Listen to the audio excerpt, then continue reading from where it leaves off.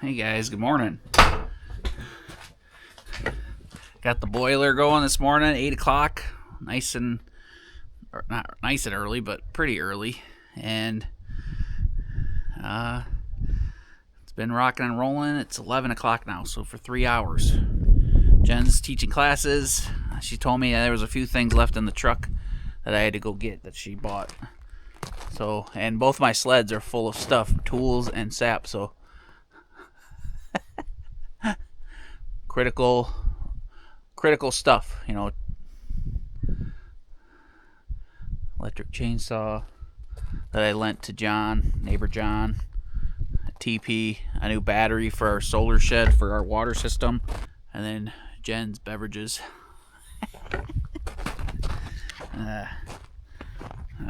Sorry guys, I don't like wearing sunglasses while talking to you. It's rude, but you know, I can't see right now. It's like whiteout conditions, or you know, snow blindness, I mean. So anyway, let's go check the boiler. I've been out here 2 or 3 times since I came over here with you, so things are rolling good. It is, it got down to like 11 degrees last night, and my barrels I'm starting to work them down. This one's about a third full, this one's completely full. So this is today's objective, along with I have to prune my fruit trees. I've had fruit trees downstate that I've taken care of, and I planted 10 plus years ago. I take care of those trees, but I have never pruned the trees here because they never were really established good enough. Maybe it would have been better to prune them early, but I just wanted the roots to get established and then prune them back. So today is the last day. It's going to be real cold, and I don't want to, make them sick with bacteria, so I always like to do it when it's freezing. So we're going to go do that today, and hit this every time we walk by. Keep this rolling for the day, so by the end of the day, hopefully both these barrels will be empty. Then I'll get a couple day break because there shouldn't be any sap in the buckets because it's below freezing. So the trees only run when it's above freezing during the day. So I get a day off from that. That needs to be cleaned out. There's too many coals and ashes in there. So I'm going to fill this up, go prune some trees.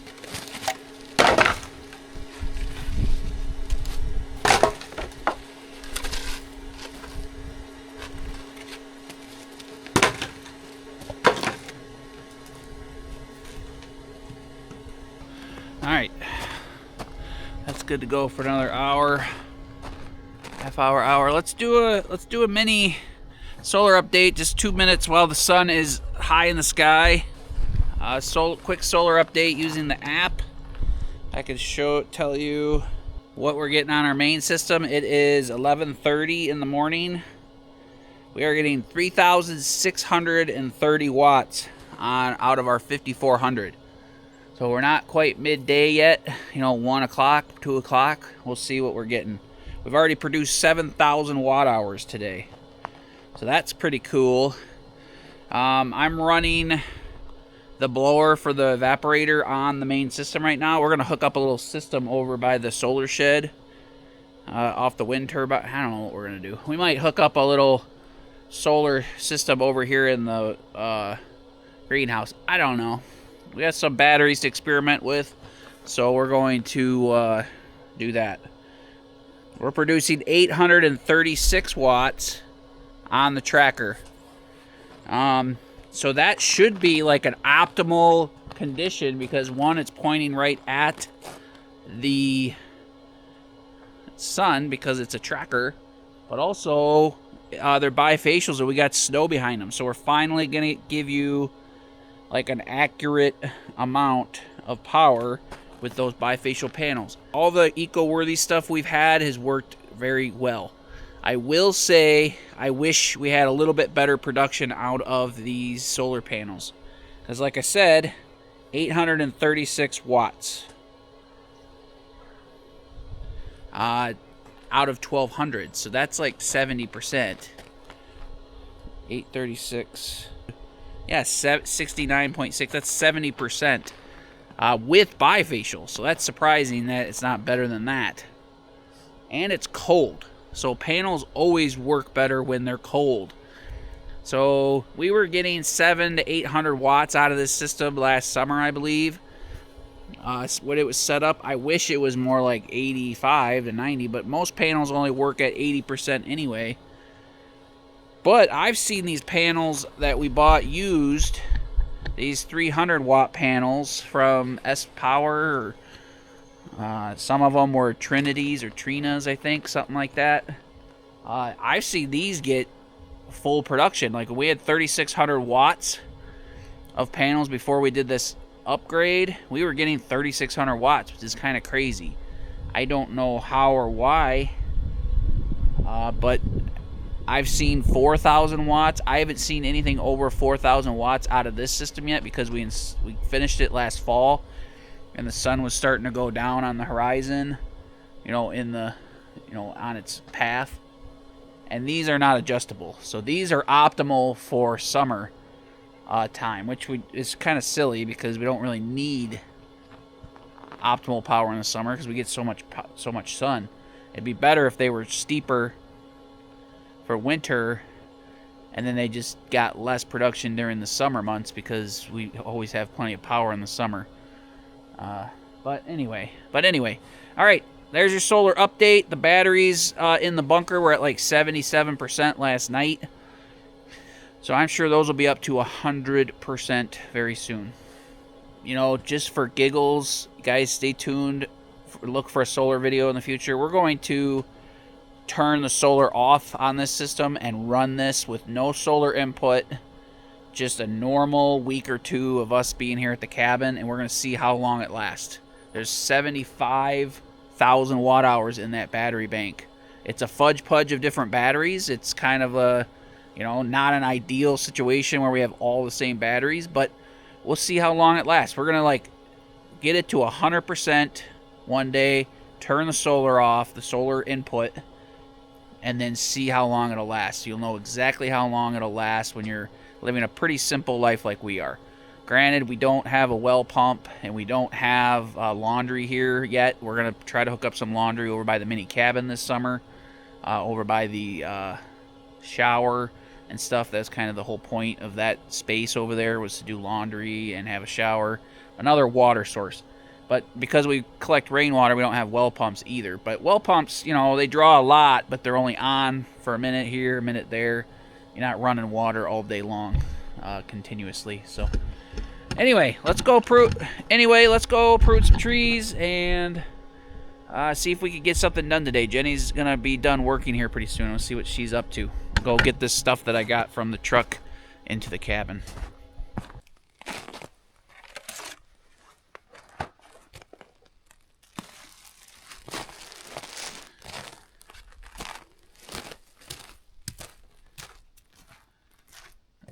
All right, guys, we have a little project here in the old solar shed. We currently have our wind turbine charging an old Renogy AGM battery. Now, we've been using that battery since the very beginning when we started doing solar, 6 years ago? Mm-hmm. Now, we've been using Renogy products for 6 years, Renogy batteries, Renogy charge controllers, and Renogy solar panels, like our first original 100-watt solar panel that we started with. The Renogy products have taken good care of us for a lot of years, so to continue that trend, Renogy is going to sponsor today's video. They sent us their new 240 amp hour semi-solid state Life PO4 battery. It's made and designed for DIYers. And guys, I went to town to pick this up, and I was surprised at how lightweight this was. I was able to easily pick it up and manage it. All right, guys, so I am really excited to check this out. Like I said earlier, we've been using Renogy products from the start, and they've treated us really well. So whether you're just trying to build something for emergency purposes, backup for your home, or if you live on a boat, or like us, you built an off-grid cabin, Renogy has everything you need. So look at that, guys. Metal casing. It's going to be really durable and corrosion resistant. So I'm pretty excited about that. So guys, obviously comes with a manual. Looks like it comes with some mounting brackets too. So if you put this in your RV and you're traveling around, you don't have to worry about it shifting. Look at that. Solid state lithium iron phosphate. We always love new technology. This stuff just keeps getting better and better. And as you guys can see, there's a lot of snow on the ground still here. It's 28 degrees. We decided to work with this unit and check it out because it's built with heating pads in it. So we no longer have the issues that lithium iron phosphate batteries used to have. The solar shed, which is not heated, we can use it out here now. So guys, the Renogy Pro S1 is our flagship Life PO4 battery. It's engineered with advanced semi-solid state technology with a liquid electrolyte content of just 10% by weight. It represents the industry's closest leap toward full solid state performance. This is currently the most powerful and durable high-end battery in Renogy's lineup, and it's designed specifically for the demands of off-grid living. This new technology gives us an ultra-long cycle lifespan and long-term value overall. It's 20.6% smaller and 19% lighter. The compact design makes it easy to install. 6,000 plus deep cycles. That's 16 years of use. Those 6,000 plus deep cycles give us double the lifespan of your average lithium battery. And Renogy's great about their warranties. They give you a 7-year warranty. This gives you great peace of mind. So guys, this is just another example of how Renogy's been empowering DIY solar enthusiasts. They've been doing it for 15 years. They've been making high quality, state-of-the-art batteries, high efficient solar panels, and they offer everything you need to make a system of your own. So guys, check out the Pro S1 battery from Renogy. Use it to power your next off-grid setup. They're available in 120 amp hour and 240 amp hour as well. So choose the one that works for you. They have a perfect option for your needs. Use the link in the description box below And when you check out, use our code Jay and Jen for 9% off. What a beautiful day.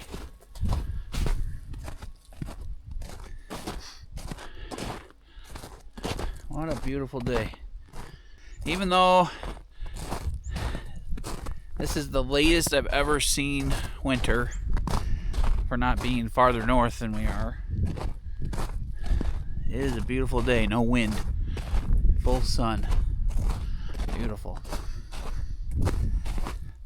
Guys, when I woke up this morning, I looked out here over the hillside, and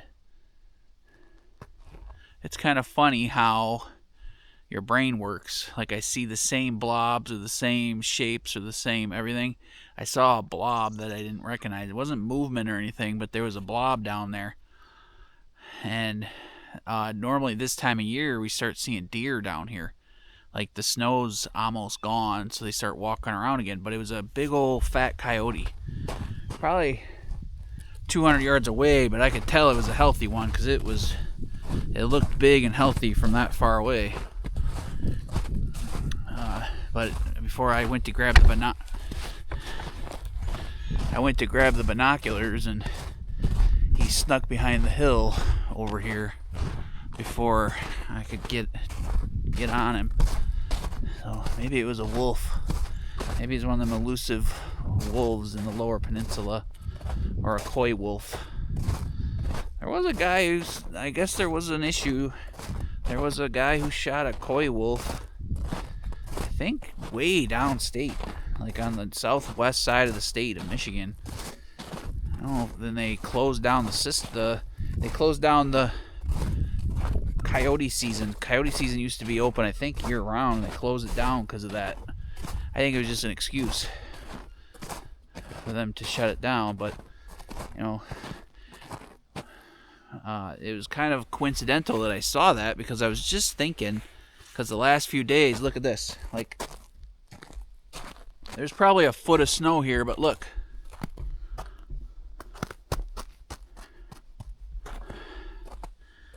260-pound Jay is walking right on top of that. And that was making it real easy for me to get my sap from my buckets, because I wasn't sinking down in it. And yesterday I started sinking down a little bit in it later in the day. But I was thinking, man, them deer are having a rough winter. It's been almost 5 months of snow on the ground. And the coyotes can walk around on top of this stuff. And I'm sure the deer can to some extent, maybe when they're just leisurely walking, but they got them little narrow hooves. And you know how easy it'd be for a coyote to catch a deer, or wolf for that matter, this time of year, and all winter really. That's why they den up, or they not den up, but they herd up and hide, I guess, in the swamps or whatever, cedar swamps.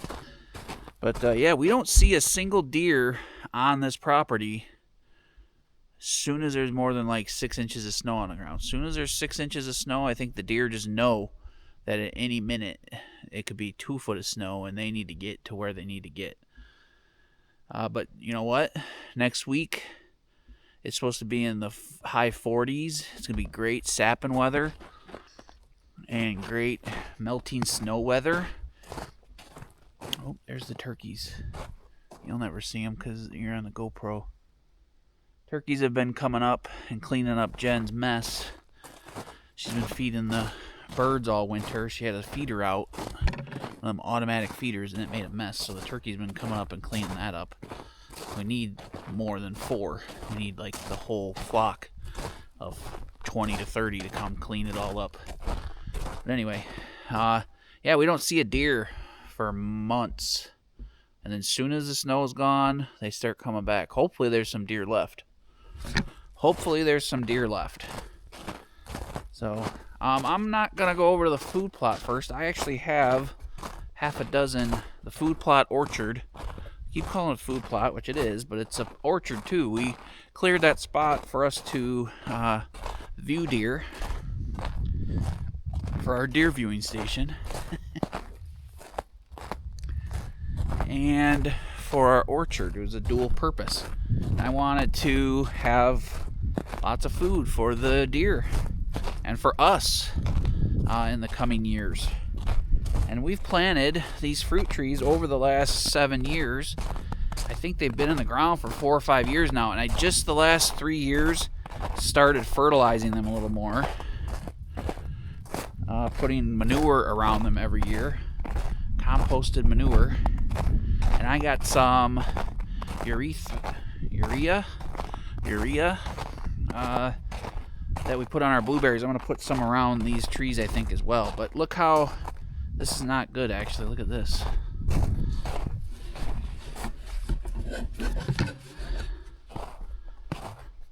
Look at that tree tipping over. And there's still 2 foot of snow here. And again, luckily I'm able to walk on it. But look how far down that is. That tree is pushed over sideways. Like, that's straight. You can see the shadow. That's straight. Look at what happened. Nothing I can do. I'm gonna try to dig this out, but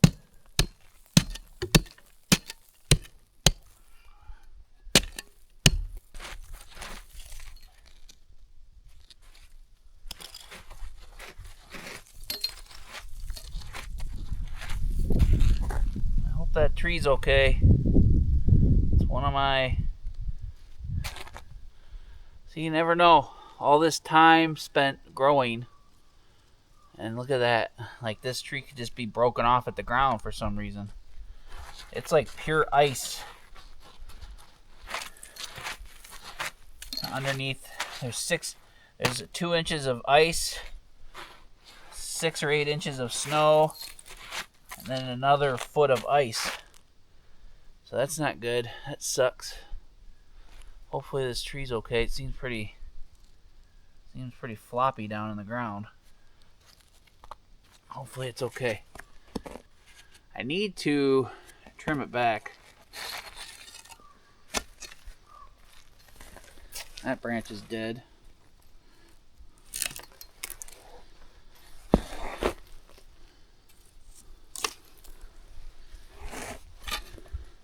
This one doesn't really need a lot of pruning, but it does need 1 central leader.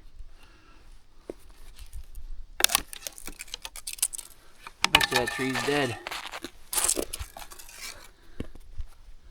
Looks like there's buds on it. That wood is dead. Son of a gun. So guys, yeah. Start planting your trees ASAP, because stuff like this happens. This tree is 5 years old, and look how little it is. Our soil here is just not that great. It's all sand. This tree's dead, I bet.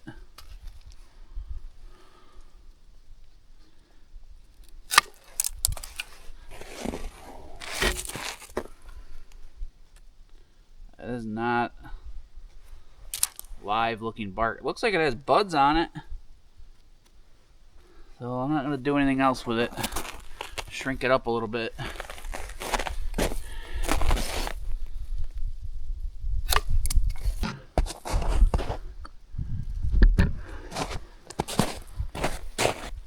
Guys, first thing you do is cut off the dead stuff.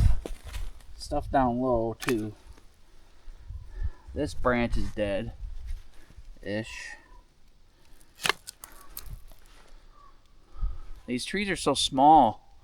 I feel bad pruning them, but the bark, like, I wonder if this one's dead too. Nope, there's some green on that where I just pruned. So that's good.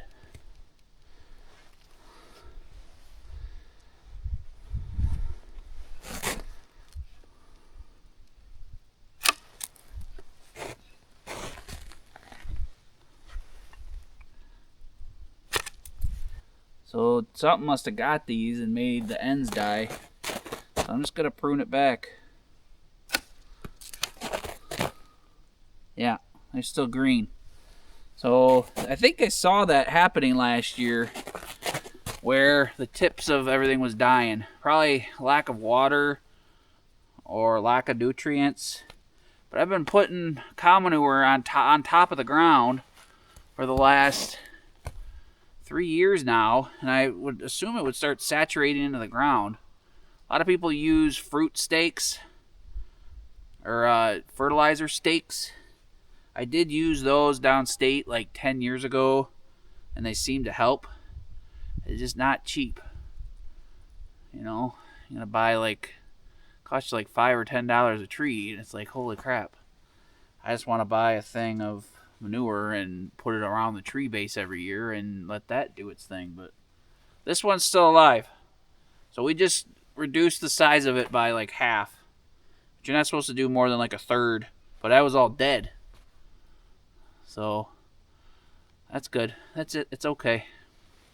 So this central leader was dead up above this. And now I cut it right above this little nub. So that should become my central leader, I hope. So there you go. That little nub right there should become my central leader now, I think. And I got okay branch structure. They're upright too much. This one's at a good angle. That one's straight out pretty much. But these ones that are at a 45 are not the best. But I can't cut it completely down. So here we go. Here's another one. I don't know what kind of apples these are. But this tree's got 2 foot. Look, this looks like a sucker, but it's probably a branch. Because it's another 2 foot, or another 1.5 foot at least, below this. Got some broken branches. So let's prune this one up.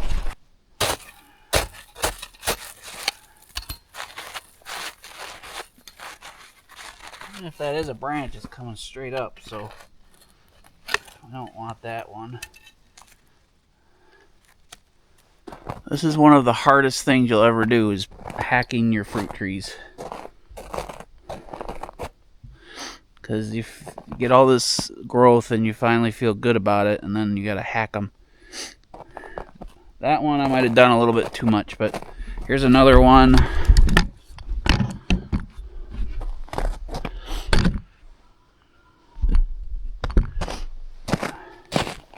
See, this tree is very healthy, so we're not going to hack this one too much. We're going to cut down all the stuff really low. Anything on the bottom.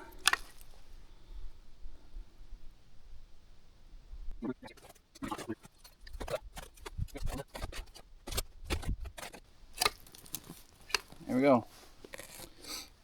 Looks like nothing now, but that'll help.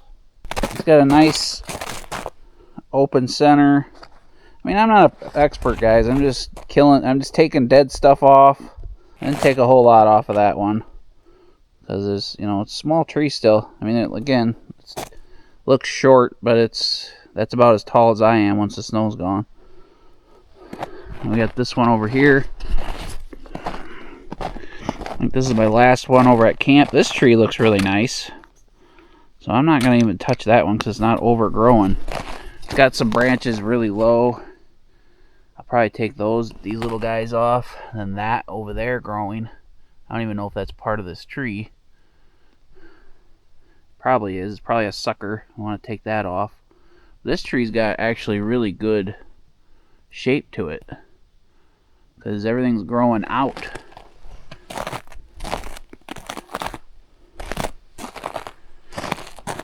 That's a nice tree. Right here by the sawmill. Hopefully it survives.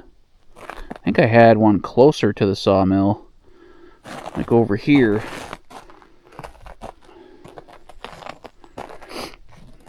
Anyway, that's a beautiful tree. I'm not touching that one.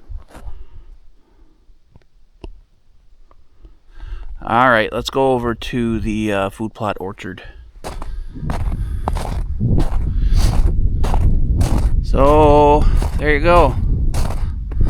I got 10 more over here. 50, I don't know how many trees. I got some oak trees we put up too. That I got trees that I haven't even looked at since we planted.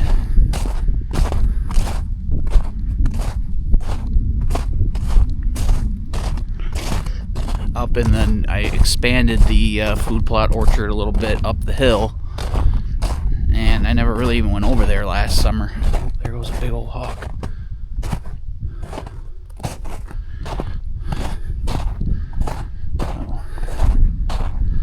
So to show you a reference, because I'm walking by it anyway, this is, gives you, when you see a tree sticking out of the ground, you just think that's the bottom. Here's the tractor still. Tractor is not buried anymore, but the whole snow blower is.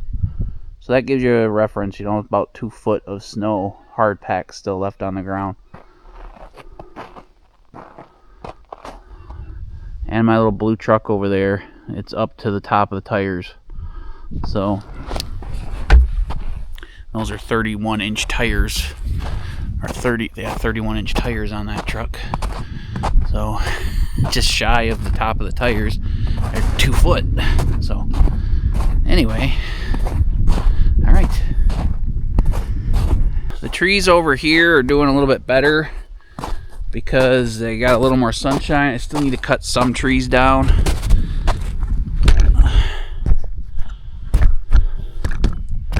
The trees over here, guys, are doing a little bit better. They get more sunshine.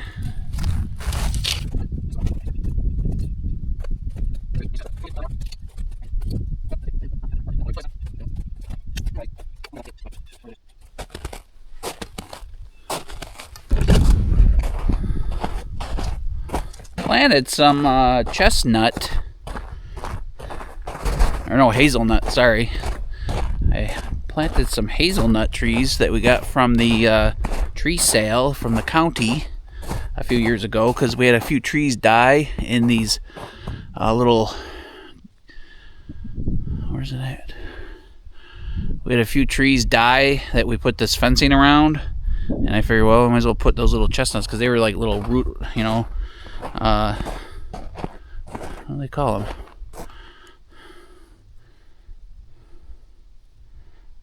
Anyway, they were the rootless, or not rootless. What do they call them? Root bound, or root, root stock, whatever. I can't remember what they're called. I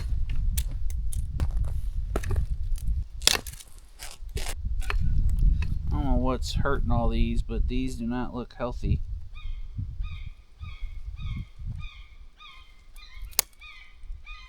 Dead.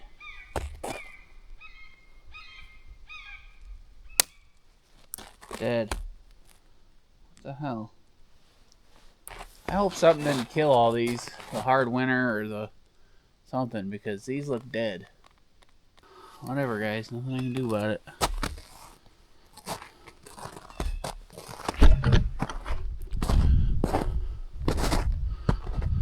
They all look dead. They look dead as could be. Just the branches, the tops of them look dead. This one's nice and healthy.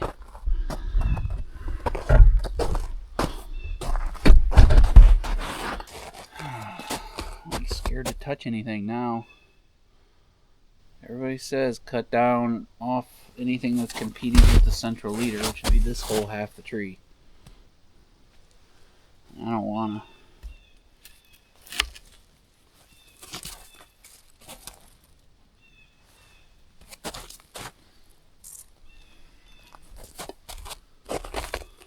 That's like the hardest thing in the world to do, is cut off half your tree. So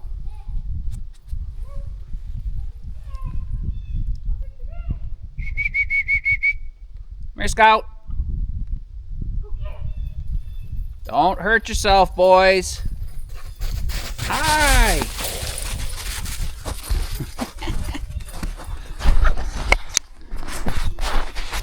There's my puppies. See how they can run around on top of this snow like no problem. Don't pee on my tree.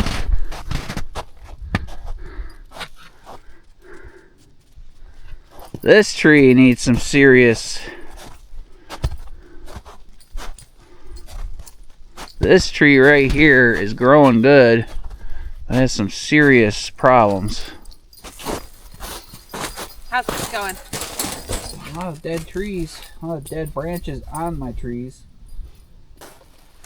Put more wood on your fire and dump the silver bucket and silver pan and do the next one. Thank you. And filled it up again. I mean, it's really nice. Why is there so much snow? So we don't have to prune any of the oak trees, just the fruit trees. I do want to go up over there and look at our fruit trees, because we haven't looked at them since we planted them. The oak trees grew really good, right? Yeah. Well, right now you wouldn't guess that. Yeah. They're like 8 feet tall, and then Jenny's taller than them right now.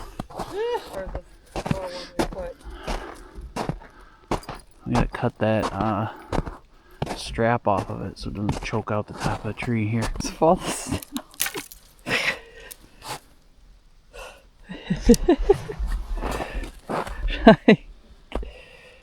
Yeah, it looks like it's 4 feet tall, but it's probably 6, 7 feet tall.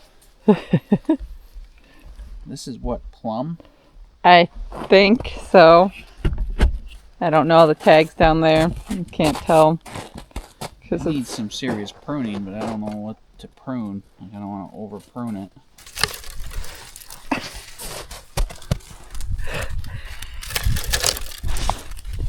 Oh, ridiculous.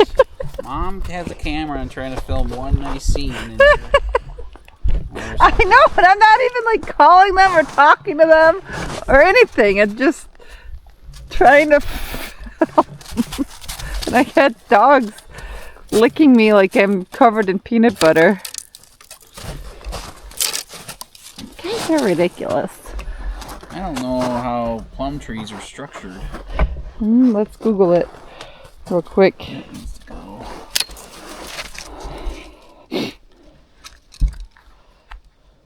Like the peach tree I have is, that's competing. That doesn't need to be there. It's right on the center too. Like you're supposed to have an open center, that way air can flow, and anything that crisscrosses or is on top of each other, you know. This little guy. Create open goblet-shaped center leader structure. So basically the same thing. Don't need all of these. There we go. Looks good. Looks a lot better, doesn't it? Yeah. I don't know if I should just cut down all them branches that are down low, because they're so low. You know, like normally you want branches up a little higher. Aren't they? I think I'm going to cut them all off down low. Okay.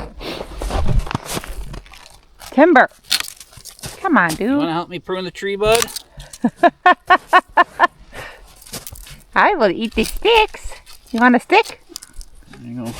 Here, you can have that one. There we go. It looked healthy, but it had a bunch of branches really low to the ground, so we might as well start the branches at 3 foot. Yeah. You know, rather than 2 foot. So there's another one right there, right? I believe so. And there's one over there, but one of these died. I don't remember which one it was. This one looks pretty healthy. Maybe it will be. The base looks all scratched up. Maybe something was.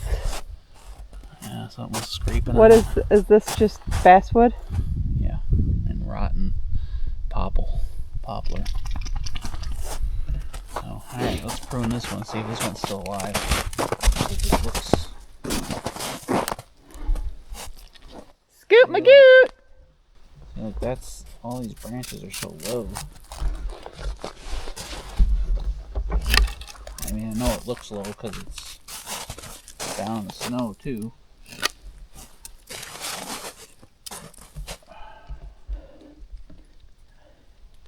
doing up at the cabin? Causing trouble. Now my brother's here. Now I want it to stick. Not right by my tree. That tree's still alive, so that's good. Look at you guys. Is that a good plum tree stick? If this is a plum tree, I don't remember what else we got. I didn't find any last year at Walmart for cheap. Look. Yeah, we tried a couple times. Yeah. Maybe they just decided to buy less because they'd never sold them. That looks better. Yeah.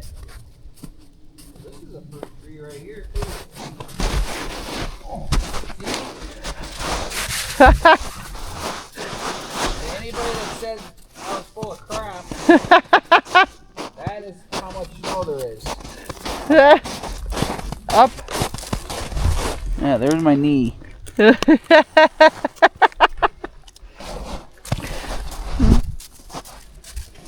Our snow's never melting. We now live in Alaska.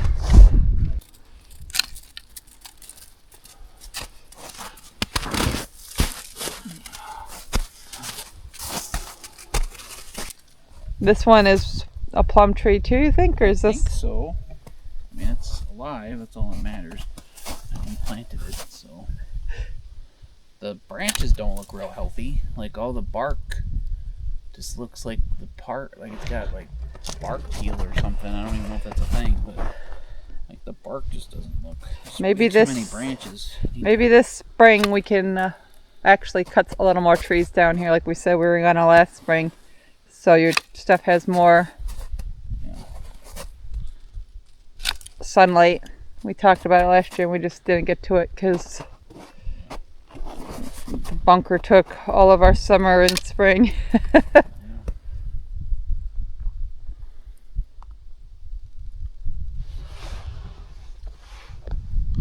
looks a lot better. Do you see trouble? Nope. That does. It's crazy because it looks like it's so short, but it's not. Alright guys, so I don't have as many trees as I thought. I have probably a dozen. I thought I had more like 25, but we lost a lot a couple years back. So, I'll look for some good ones again this spring. I don't know. Now we have a little more time, I guess. We kind of neglected them to some degree because we were busy building and stuff. And we didn't have water.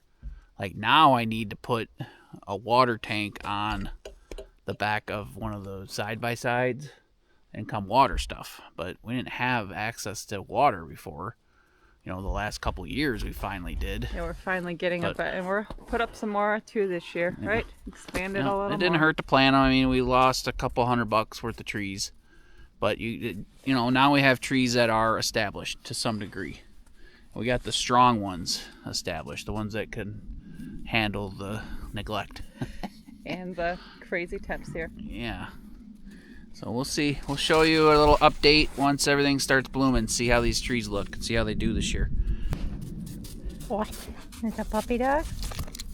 Huh? Get him. Get him. Beat your brother up. Get him, Timber. You eat him all day long. There you go.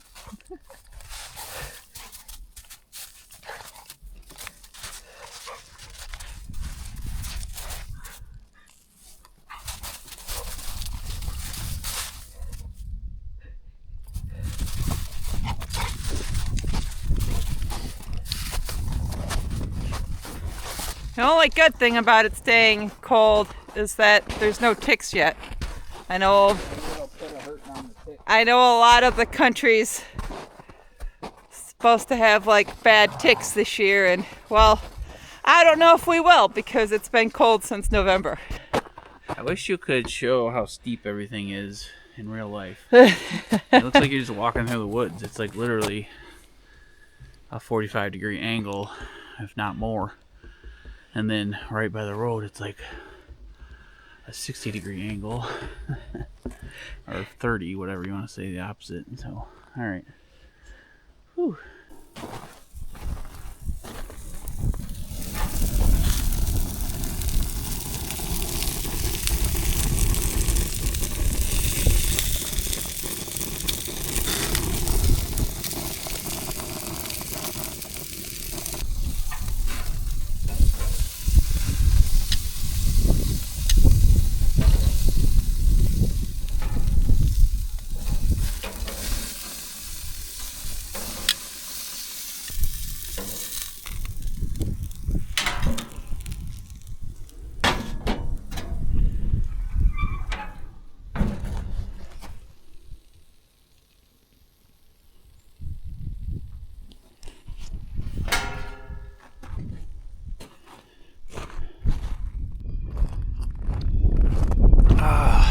guys, 3 days of hard work is coming to an end here, or coming to a point here where I have to be very aware of what's going on. This is day 4. I've never done anything where it takes 4 days. I've built a homestead. It's taken 6 years. But this is like 4 days full time here. So I just started it up at 8. I think it's a little after 9 right now. We're getting to a point here where this is going to be like 3 or 4 gallons of syrup, I think. Maybe more, but I doubt it. So,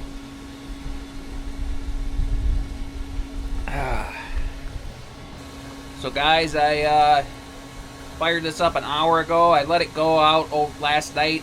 I put the last load of wood in it at midnight, turned the blower off, filled the pan all the way to the tippy top as much as it could fill, and it was about half of that pan burned down overnight. So that's good that it works that way. You just got to be careful when you have this much invested into one pan. And that's 150, give or take 10-20 gallons. I'd probably, on the plus side, probably more like 160, 170 gallons of sap reduced down to this one pan. If I had my choice, I'd keep it at about 100 gallons, but I had all this syrup, or all this sap, and it just takes too much time if you stop all the time. So what I'm going to do is, I have 3 half-gallon jars from the first batch. I'm just going to leave those as they are for right now.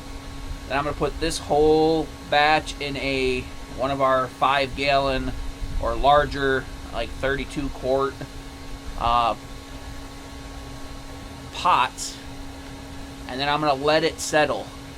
I'm going to let all the niter and all the crap that's produced in this, the sugar sand, to settle to the bottom, and then I will pour off all the good stuff, and that'll keep us from having to filter. I filtered last year a little bit, but the problem is the sap, it just takes forever. It literally takes like a whole day, and then the sap doesn't filter through, and you lose sap, or you lose syrup, like finished syrup. At this point, I have no more sap left, so I got to kind of watch the fire. I got one more batch of wood in there to get this down to where it starts to bubble. You'll see it. I'll show it to you. I'll try my best. Right now it's hard boiling,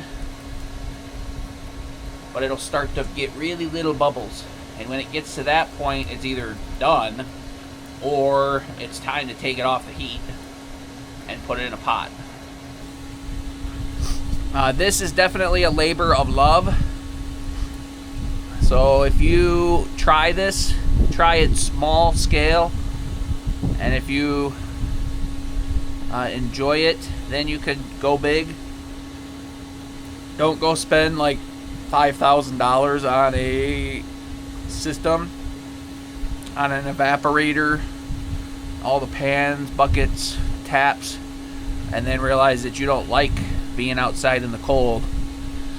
I mean, you can build a sugar shack too, obviously, like enclosed, so it's probably, something that as I progress I will maybe do. But I like sitting outside. So this pan holds about 13 gallons of sap. We're about half full right now, and we're still boiling hard.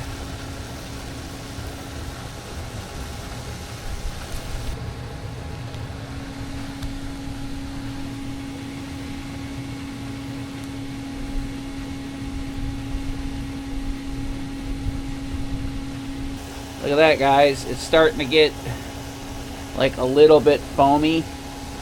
It's getting close. It's got probably, I don't know, half hour. But I gotta start, I gotta watch it really, really close. Once the bubbles start to get very rapid and you start getting these little foamy pockets, you know it's close. Like it's almost time to take it off. But I try to push it a little bit so I don't have to sit at the stovetop for 3 hours and finish it. Littler bubbles floating around. That's a lot of syrup. That is a lot of syrup.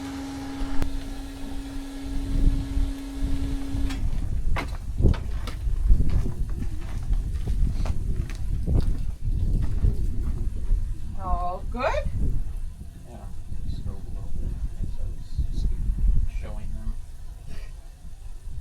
Just trying to learn. If it's sitting on there, it'll So it's just got too much wood in the thing right now. Otherwise, right? Like if you wanted to put so much wood in there, it would be able Yeah, to. but you have to like time it perfectly, you know.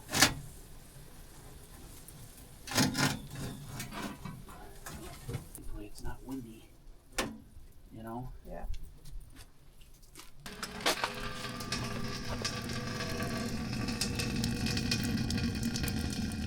Oh, that got so high.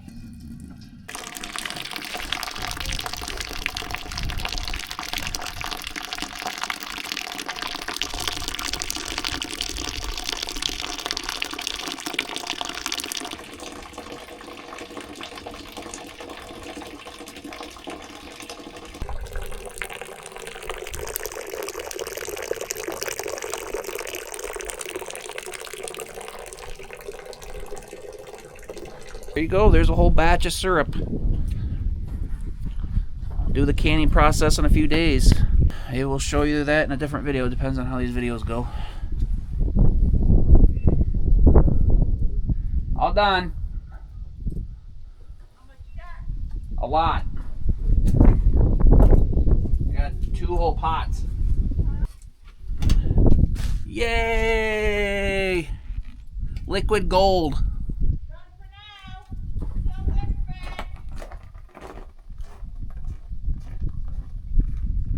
Alright guys, cool. I'm going to put this pan back on the fire after I put some water in there and clean the pan out a little bit. And it keeps the fire contained until it goes out. So fill up with water, win-win. So we'll catch you guys in the next video. I appreciate you all for hanging out with me. Let me know in the comment section below if we should give some syrup away. We're going to sell some, but we give some syrup away too. And, you know, let me know if you've ever maple syruped or sugared or sapped. All right? Appreciate you guys for hanging out with me. All right, bye.